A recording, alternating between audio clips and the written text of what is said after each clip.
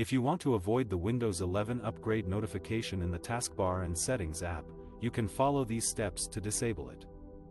First, open the registry editor by pressing Windows +R and typing regedit. Then, navigate to the following key, HKY_local_machine/software/policies/Microsoft/Windows/Windows Update. If you don't see the Windows Update key, you can create it by right-clicking on the Windows key and selecting New A key. Name it Windows Update. Next, right-click on the Windows Update key and select New A DWORD, 32-bit, value. Name it Disable OS Upgrade and set its value to 1. This will prevent the Windows 11 upgrade notification from appearing in the taskbar. To disable the notification in the Settings app, you need to create another DWORD value under the same key. Name it Disable OS Upgrade Availability Check and set its value to 1.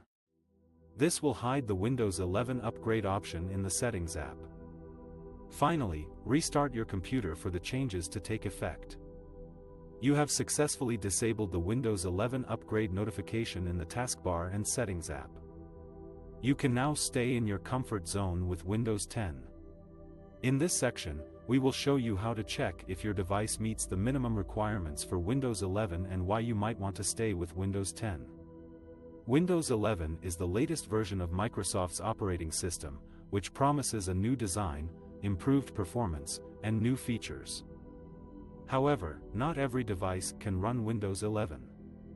Microsoft has set some pretty steep Windows 11 system requirements, and if your PC doesn't meet them, you'll hit a wall when trying to install Windows 11 or upgrade to it from Windows 10.